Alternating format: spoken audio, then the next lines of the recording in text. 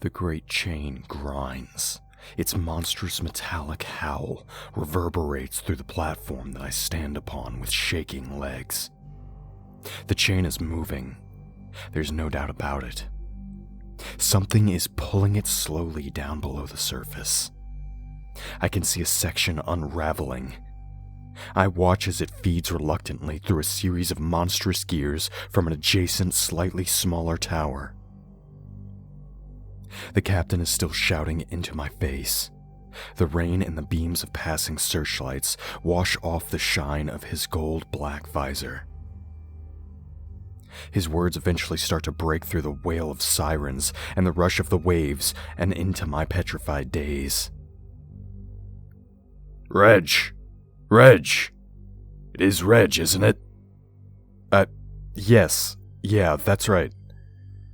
The captain's eyes flash and he nods, drawing back a little. Look to the right of the tower, Reg.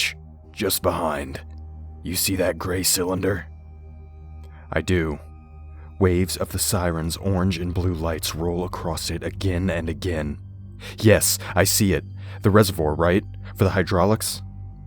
The captain laughs out loud, a disturbing and ludicrous sound amidst the tumultuous, relentless chaos.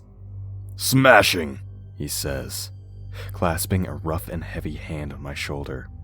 And you feel your feet in the ground. You have your bearings? Yes, Captain. Brilliant. That's your station, old chap. Off you go, on the double. He tips his cap and strides off across the platform back to his ship. I watch him go for a second, and then I feel the blood return to my legs. Let's go, Reg. They're counting on you, I hear from behind. Yes. Right. This is my assignment. Here we go. Here we go.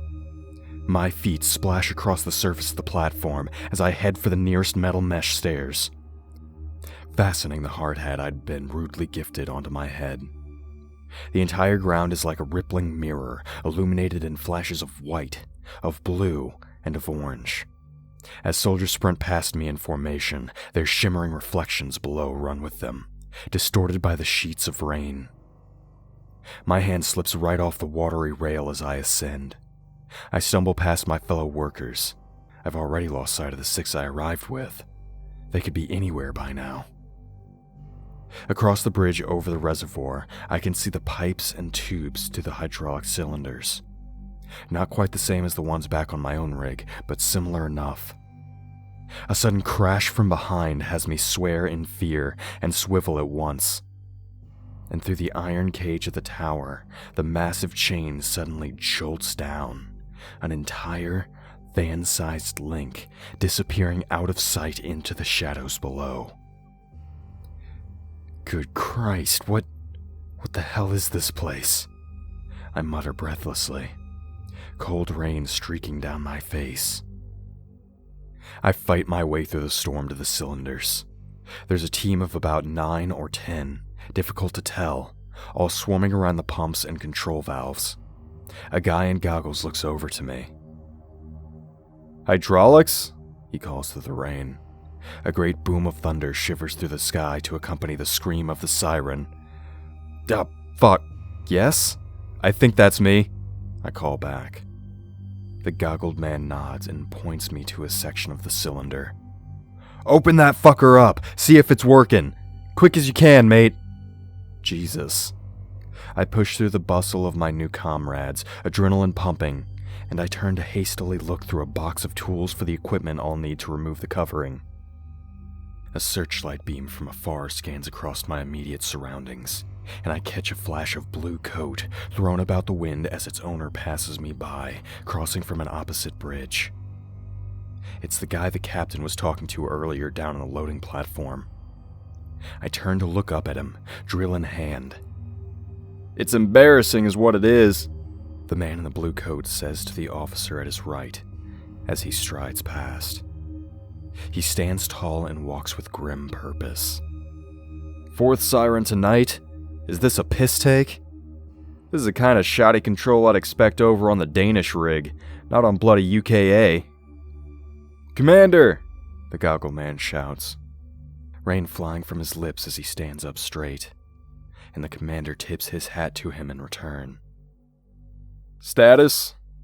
The commander bellows, back rigid and hands quickly clasped behind his back as the wind drags his coat about his shoulders. I don't have a good look at his face, but I can see a thick white beard whipped around his jaw. "No major issue here, Commander," Goggles replies. "Hydraulics understood to be clear." "Fuck's sake," Commander mutters, casting an eye shrouded in shadow from his visor over the new colleagues. "And what the hell is the problem here? Too much slack on the chain?" He turns to the officer to his right. "Find out where UKB and the Norwegians are up to. The amount of times I've had to tell no rig to sharpen their shit this month. Bollocks to it. Let's bring this fucker under control. I do not want to deal with a fifth siren tonight." The commander and his entourage clatter their way across the bridge. I watch him raise an arm and gesture angrily to the groaning chain, looking like little toy soldiers beside it as they pass it by. We work on through the night. The rain eventually begins to fall back into a more bearable drizzle. The sea calms and starts to settle. The waves against the rig's legs grow decreasingly violent, and the siren, mercifully, cuts out. The chain, too, is steady, brutally hauled back up through the tower and mechanically re-raveled. Like a fool, I had expected my shift to end there, for me to be allowed some desperately needed rest. But I was mistaken. My shift continued on through the night. It turned out there had been a minor fault with one of the hydraulic systems after all. But since the siren had ceased and we couldn't work out if this particular malfunction had been responsible or not, we agreed collectively not to mention it. It was not until the silvery light through the clouds above suggested that the sun had risen that I was dismissed. Like a zombie, I marched to my assigned dorm and collapsed into a narrow bed against the wall, and fell at once into a welcome and total sleep. I was the first one to awaken. My bunkmates were all still snoring away. I rubbed my eyes and brought my legs over the side of the bed, gently cracking my joints in my arms and my back. A clock on the wall tells me that it's 12:20 p.m. 5 hours of sleep. Great. I run a hand down my face, but I actually don't feel too bad. A piece of paper taped to the wall below the clock tells me that Hydraulics Team B are expected to return to work at 1:30 p.m. I'm assuming that one's mine, based on the accompanying time that we were dismissed. Someone has scrawled across the paper in pencil in the margin. It's today's date along with Commander's orientation, 13:15. I quietly open the door, and after a quick splash of water to the face, a change of clothes, and an admittedly rather gross brush with a borrowed toothbrush, I decide to use my spare hour to look around the rig. The weather was calmed, and whilst the sun is not exactly shining, it's pleasant enough for now. The rig is just as busy as it was last night, but the air of panic has dissipated, thankfully. During my walk, I encounter one of the 6 from my previous rig, and we shoot the shit for a few minutes. I learn the location of the lockers where our belongings have been deposited, and immediately regret my decision to use the toothbrush of the unknown soldier. It's remarkably easy to tell which workers on the rig are new arrivals and which have been here for longer. You can see it in the lines of their faces, in their eyes and expressions, the way they carry themselves. The soldiers, however, are unreadable. I ponder their purpose as I make my way through the inner corridors of the rig's hub. If you walk like you have a clear direction in mind, you typically won't be bothered, I've found. I'm intrigued by what appears to be a small library nestled within the walls. A cluster of shabby bookshelves hold a range of battered books. There's some maps here too, of the North Sea, and of the rig itself, taped to the wall. It's as I'm studying one of these maps when something catches my eye. A word, scratched deliberately into the metal of the wall alongside it. It's not obvious, but now that I've seen it, I can read it clear as day. Figs, it says. Figs.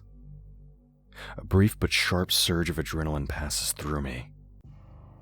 Could this have been carved by Figs himself? By my friend? The very friend who was selected as one of the 7 for this rig the last time?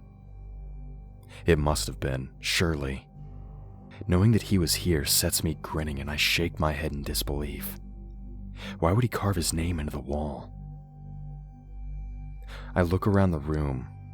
I undo the tape and the adjacent poster and peel it back, but there is nothing but blank wall behind.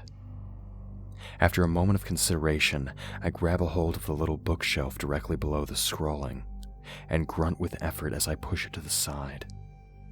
And sure enough, hidden behind, against the wall, are a series of further carvings. I'm not sure why, but I feel compelled to shut the door to the library room, so I do so before squatting down to study what has been written. There's a number carved here. 41134. A date, perhaps? Not like any date I've ever seen. Maybe it's a military system I'm not familiar with. There's also a drawing, a crude one. It looks like a little square, about to be devoured from beneath by a larger, bizarrely Pac-Man-esque shape. Or half of him at least. A semicircle, with a split for an open jaw. It's literally just a bunch of lines carved into the metal, but it unsettles me in a way I can't explain. Next to this drawing is the phrase, "Don't trust Potter," in capital letters. Potter? Who the hell is Potter? The sounds of footsteps in the corridor beyond bid me grab the bookshelf and quickly drag it back into place. Workers push through the door and I nod to them upon my exit before they have a chance to ask me what I was doing. 41134. Don't trust Potter. A drawing of a semicircle and a square. They all mean something, I'm sure of it. Figs left them behind, I know he did. With only 10 or so minutes left until the scheduled briefing by the commander, I decided to dwell on my findings on the rig's largest bridge, and an excellent vantage point for views of the surrounding sea. I can see few battleships dotted around in the distance from here. One of them could well be the destroyer belonging to Captain Irons. I can also see another 2 rigs like this one spread out in the distance, and if I squint, I can just make out the rough form of a 3rd, far against the grim horizon. There's a guy stood nearby eating a sandwich. First person I've seen since Rival not actively engaged in the task of some kind. He seems in decent spirits, but his eyes are glazed and tired. He nods at me and I nod back. Then he gestures to the faraway rig with his sandwich. "That's the Norwegian rig," he mumbles. "No rig, they call it." "Ah," I reply. I'm not sure what else to say. "My name's Reg. Nice to meet you, mate." "Hi," he replies. "You too, pal.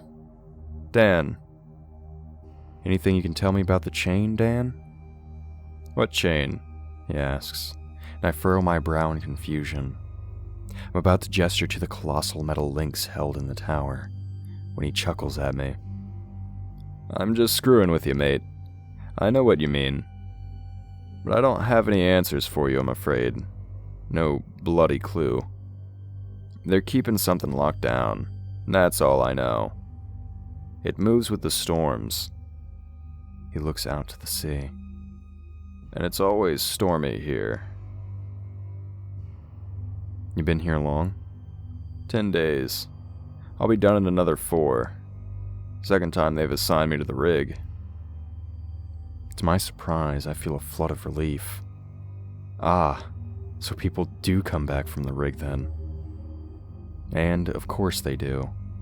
The idea that they wouldn't, I silently brand myself a fool. Of course people move on from here. Why wouldn't they? Second time? I ask. How long was your first shift? 5 days. They keep trebling your pay with every subsequent return, apparently. He takes another bite, chews thoughtfully. And a man needs it. So what's up with the military presence? He shrugs. Who knows? Keep the Russians away, perhaps.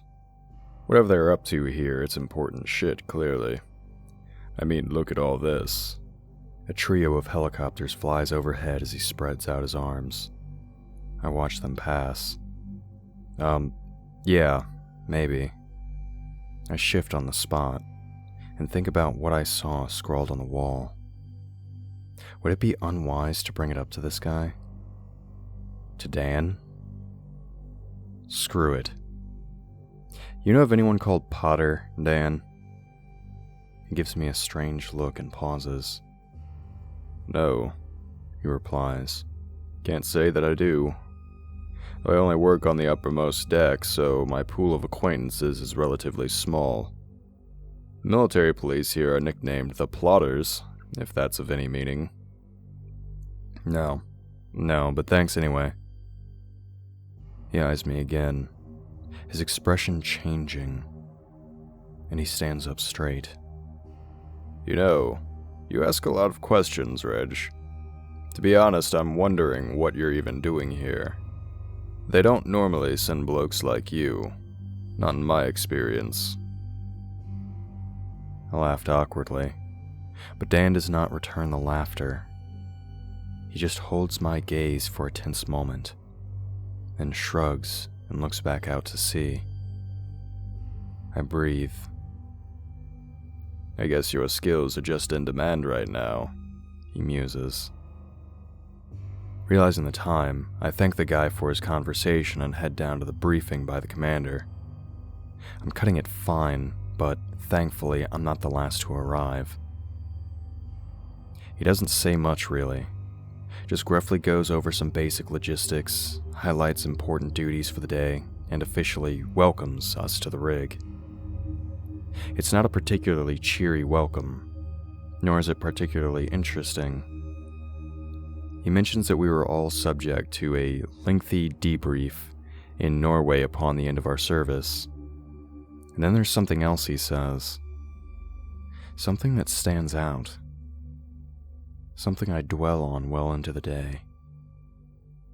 Whatever you may hear, he says, scanning the room. One eye bright and shining like polished brass.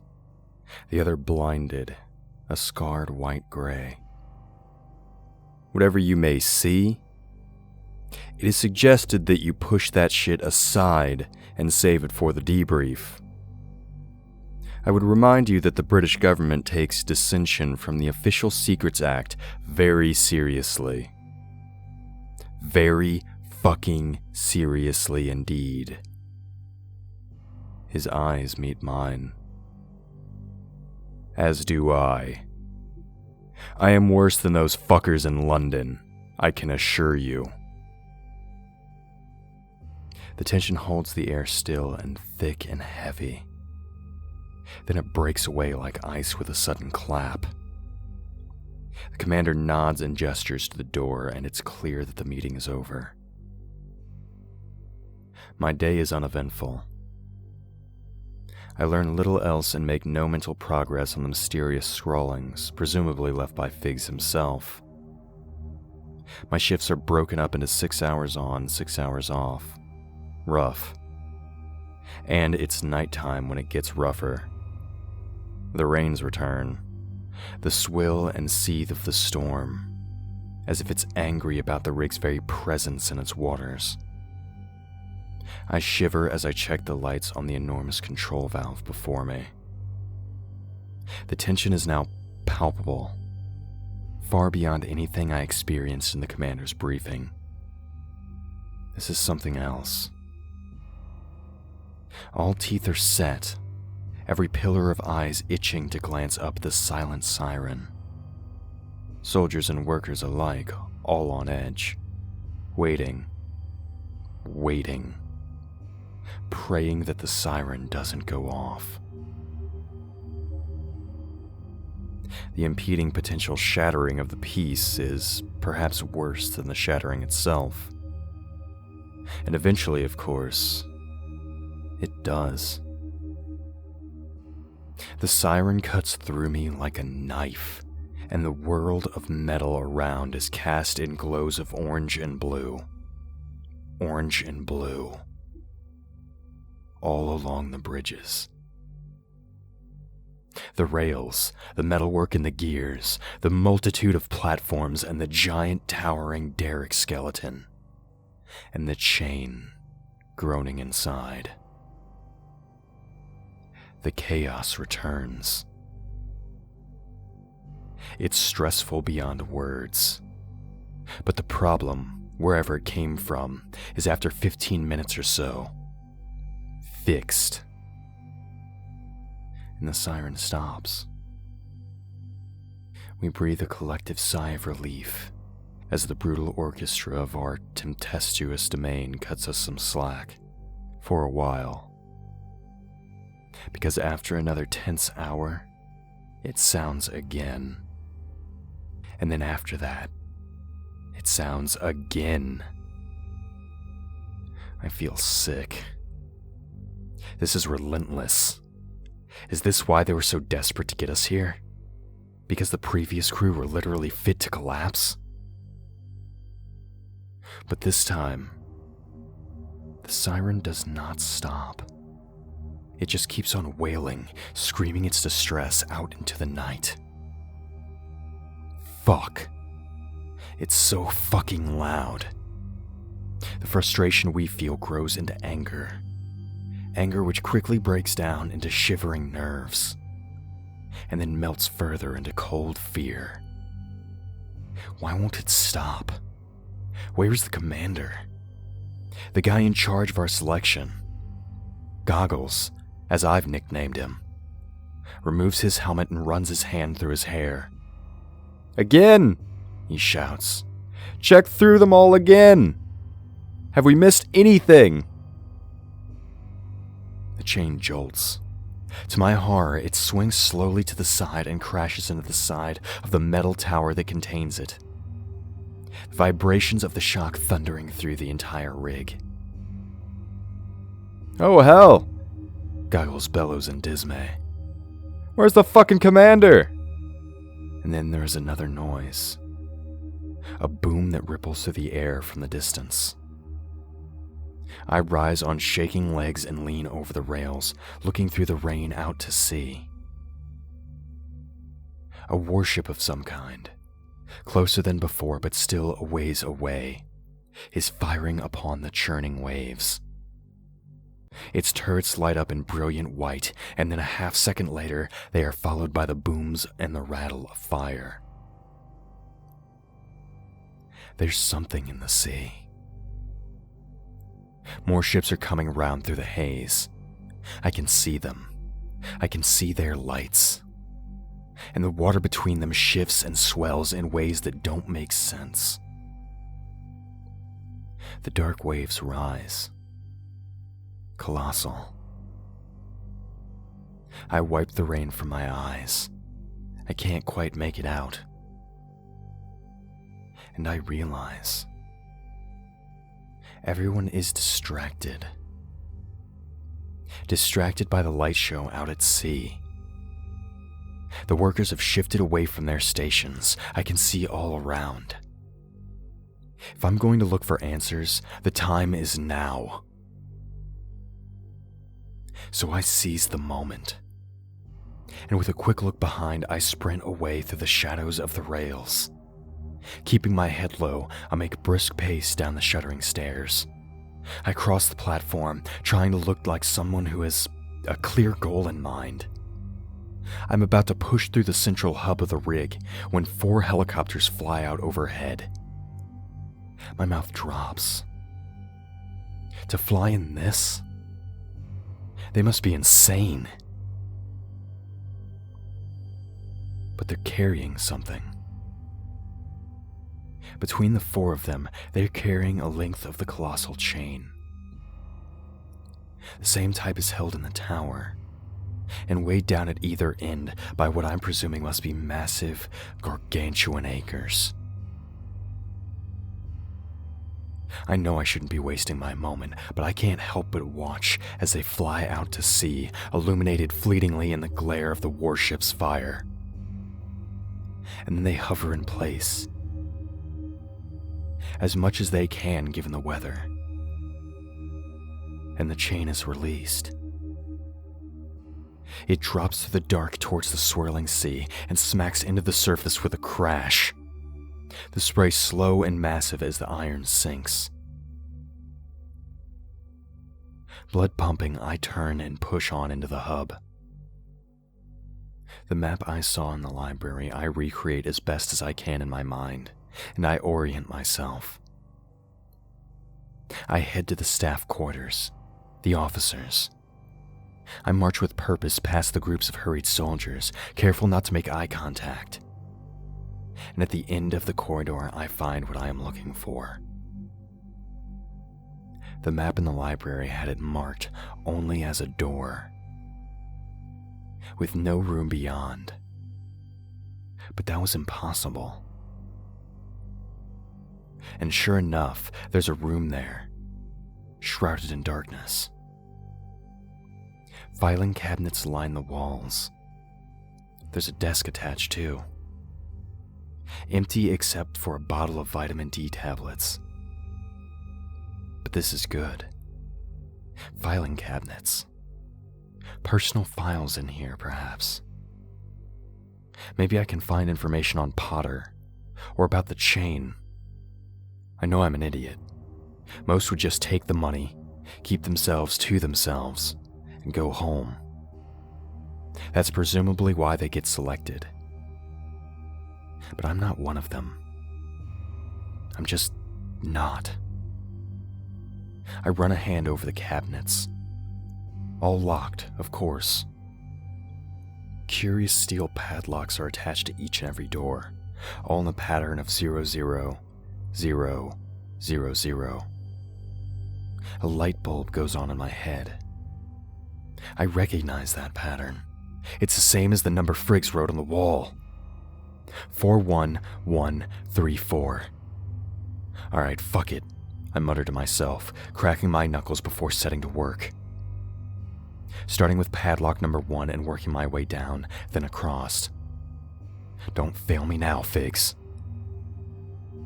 I work fast, and it can't be more than a few minutes, but the time feels like it drags on. I'm expected to be rumbled at any second, for some officer to barge in and arrest me. But they do not. And on cabinet number 7, the padlock snaps open. Aha! I grunt with desperate glee, dragging the door open and rifling through the folders and files within. I grab a handful of them and drop them onto my desk, flipping them open and trying to absorb as much as I can. I don't really want to stick around. Frustratingly, the files aren't arranged alphabetically. There doesn't even seem to be any coherent order at all.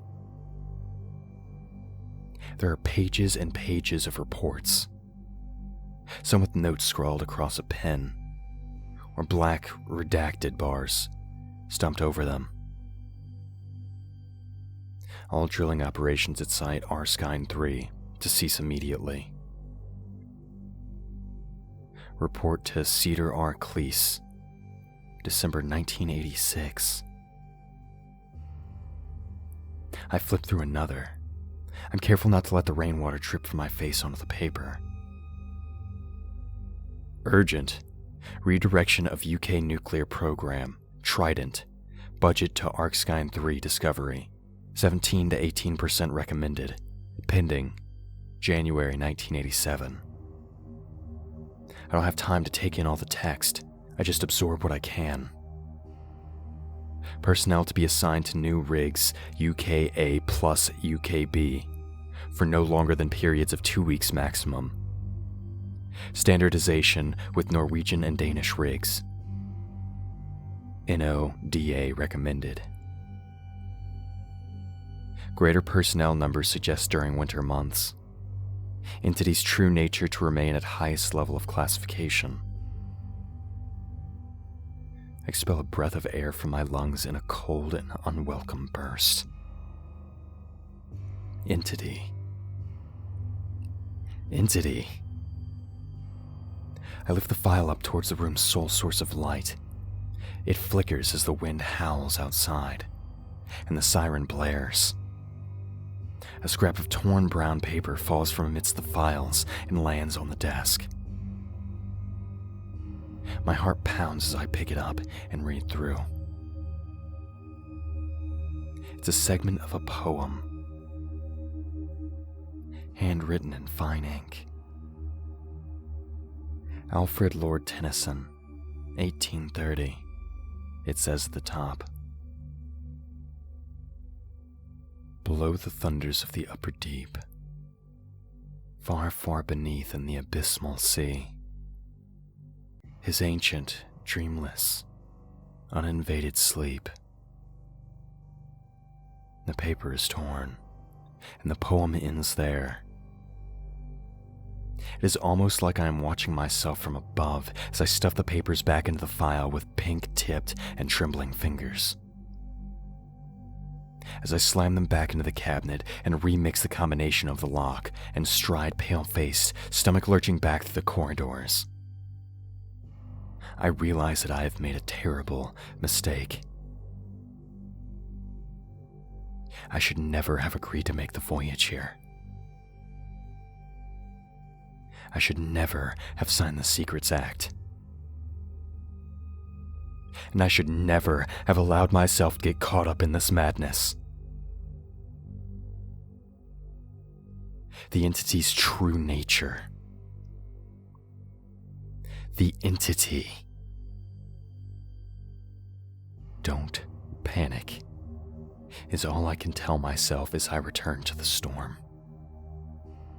As the rain batters renew against my head and my back, as the lightning flashes, and as a terrible and alien roar sounds out over the sea, it stops me in my tracks, and is by far the worst sound I have heard since my arrival. And I've been privy to a great many disturbing sounds. It echoes out over the writhing waters and up into the swirls of the sky. And a great jarring force from below suddenly throws me to the ground.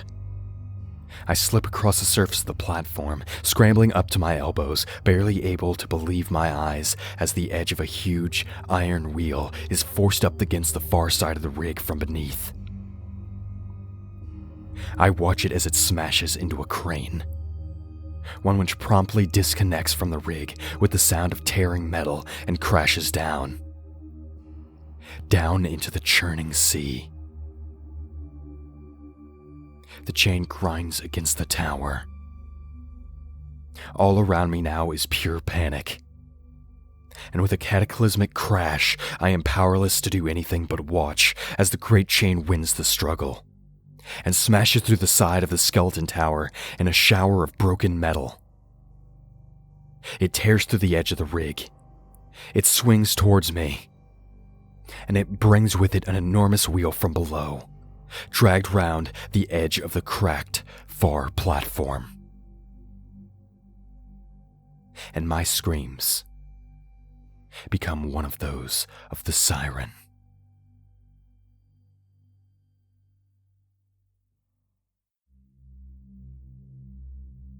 Chronicler here.